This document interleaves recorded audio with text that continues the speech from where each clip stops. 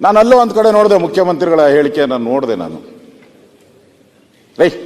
ಪತ್ರಕರ್ತರಿಗೆ ಹೇಳಿದ್ದೆ, ಏನು ಅದೇ ಕೇಳ್ತೀರಾ ಪ್ರಶ್ನೆ, ನಾನೇನು ಲೂಟಿ ಹೊಡಿ ಅಂತ ಹೇಳಿದ್ನ ಅವನಿಗೆ. ನನ್ನ ಗಮನಕ್ಕೆ ಬರಲ್ಲ ಇದು.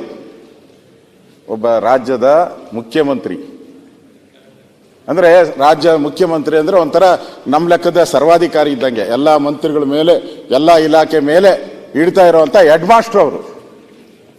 ಹೆಡ್ ಮಾಸ್ಟ್ರೇ ಕೈ ಚೆಲ್ಲಿ ಬಿಟ್ಬಿಟ್ರೆ, ಸಣ್ಣ ಅಮೌಂಟ್ ಅಲ್ಲ, 187 ಕೋಟಿ. ನೀವು ಹಾಲಿನ ಬೆಲೆ ಜಾಸ್ತಿ ಮಾಡಿದ್ದೀರ, 3 ರೂಪಾಯಿ. ಯಾರನ್ನ ಹಾಲನ್ನ ಡೈರಿಗೆ ಹೋಗಿ ನಾನು 3 ರೂಪಾಯಿ ಕಡಿಮೆ ಕೊಡ್ತೀನಿ ಅಂತ ಹೇಳಿದ್ರೆ ಹಾಲಿನ ಡೈರಿ ಕೊಡ್ತೀರಾ? ಹಾಲನ್ನ ಕ್ವಾರ್ಟರ್ ಮೇಲೆ 50 ರೂಪಾಯಿ ಜಾಸ್ತಿ ಮಾಡಿದ್ದಾರೆ, ಆಲ್ಕೋಹಾಲ್ ಮೇಲೆ. ಲಿಕ್ಕರ್ ಶಾಪ್ಗೆ ಹೋಗ್ಬಿಟ್ಟು ಅವನು ನನ್ನ ಹತ್ರ 50 ರೂಪಾಯಿ ಕಡಿಮೆ ಇದೆ ಅಂದ್ರೆ ಆ ಬಾಟಲ್ ಎತ್ತಿ ಒಳಕಿಟ್ಟಿರ್ತಾನೆ.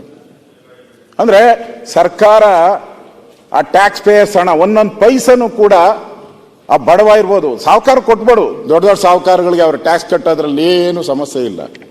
ಆದರೆ ಬಡವ 10 ರೂಪಾಯಿನೂ ಕೂಡ ಟ್ಯಾಕ್ಸ್ ಕಟ್ಟಬೇಕಾದ್ರೆ ನಾವು ಸರ್ಕಾರ ಅವನ ಮೇಲೆ ಎಲ್ಲ ತೆರಿಗೆ ಹಾಕಿದ್ರು. ಬೀಡಿ ಸೇದ್ರು, ಸಿಗರೇಟ್ ಸೇದ್ರು, ಬಟ್ಟೆ ತಗೊಂಡ್ರು, ಎಲ್ಲದಕ್ಕೂ ತೆರಿಗೆ ಇದೆ.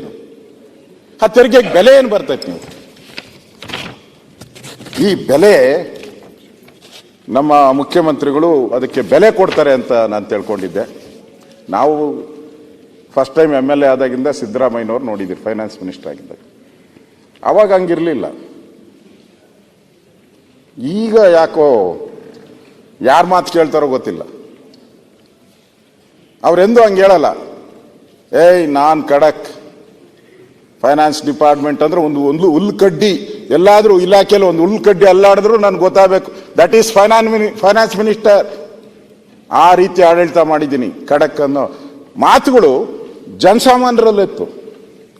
ಜನ ಮಾತಾಡ್ತಾ ಇದ್ರು, ಸಿದ್ದರಾಮಯ್ಯ ಅಂದ್ರೆ ಫೈನಾನ್ಸ್ ಮಿನಿಸ್ಟ್ರು, ಫೈನಾನ್ಸ್ ಮಿನಿಸ್ಟರ್ ಅಂದ್ರೆ ಸಿದ್ದರಾಮಯ್ಯ.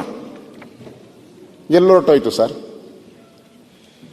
ಒಳೆಯಲ್ಲಿ ಹುಳಿ ಹಿಂಡ್ದಂಗೆ ಆಗೋಯ್ತು ನಿಮ್ಮ ಹೇಳಿಕೆಯಿಂದ. ಇವತ್ತು ಅಲ್ಲಿ ಆಗಿರುವಂಥ ಘಟನೆ, ಒಬ್ಬ ಅಮಾಯಕ ಅಧಿಕಾರಿ, ನಾನು ಹೋದಾಗ ಅಲ್ಲಿ ಇರೋರೆಲ್ಲ ನಿಷ್ಠಾವಂತ ಅಧಿಕಾರಿ ಅಂತ ಹೇಳಿದ್ರು. ನಮ್ಮ ಜ್ಞಾನೇಂದ್ರ MP ಭದ್ರಾವತಿಯ ಕಾರ್ಖಾನೆ MPL ಅಲ್ಲಿ ಅವರು ಕಾರ್ಮಿಕ ಆಗಿದ್ದ. ಅವನಿಗೆ ನಮ್ಮ ನ್ಯಾಯಾಧೀಶರಾದಂಥ ರಿಟೈರ್ಡ್ ಈಗ ನಾಗಮೋಹನ್ ದಾಸ್ ಅವರು ಬೆಸ್ಟ್ ಅಕೌಂಟೆಂಟ್ ಅಂತ ಅವನಿಗೆ ಅವಾರ್ಡ್ ಕೊಟ್ಟಿದ್ದಾರೆ. ಇಲಾಖೆಯಲ್ಲೂ ಕೂಡ ಅವನಿಗೆ 2 ಬಾರಿ ಅವಾರ್ಡ್ ಬಂದಿದೆ, ಪ್ರಾಮಾಣಿಕ ಬೆಸ್ಟ್ ಅಂತ. ಅವರು ನಮ್ಮ ಜ್ಞಾನೇಂದ್ರನ ಹತ್ರ ಹೋದರು, ಅವರು ಮಂತ್ರಿ ಇದ್ದಾಗಲ್ಲ, ಚೇರ್ಮನ್ ಇದ್ದಾಗ. ಸರ್, ಈ ಒಂದು ಮುಳುಗೋಗ್ತಾ ಇದೆ MPL, ನಾನು ಜೀವನ ಮಾಡ್ಕೊಂತೀನಿ ಸರ್, 2 ಗಂಡು ಮಕ್ಕಳಿದ್ದಾರೆ, ನಾನು ಜೀವನ ಮಾಡ್ಕೊಂತೀನಿ ಸರ್, ನನಗೆ ವರ್ಗಾವಣೆ ಮಾಡಿಕೊಡಿ, ಡೆಪ್ಟೇಷನ್ ಮಾಡಿಕೊಡಿ ಅಂತ. ನಿಮ್ಮ ಭಾಷೆಯಲ್ಲಿ ಏನು ಹೇಳ್ತಾರೆ ಗೊತ್ತಿಲ್ಲ, ಪಾಪದವನು ಏನೋ ಹೇಳ್ತಿರಲ್ಲ, ಎಂಥದ್ದು ಮಾರಾಯರಿ ಅಂತೇಳಿ, ಪಾಪದವನು, ಆ ಪಾಪದವನು ಅಂತ ಹೇಳ್ಬಿಟ್ಟು ಹೋಗಪ್ಪ ನೀನು ಅಂತೇಳಿ ಇಲ್ಲಿಗೆ ಟ್ರಾನ್ಸ್ಫರ್ ಮಾಡಿಕೊಟ್ರು.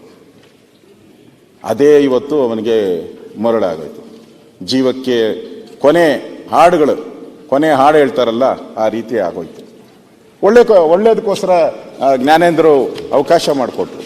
ಆದರೆ ಸಾವು ಇವತ್ತು ನಾವು ನೋಡ್ತಾ ಇದ್ದೀವಿ.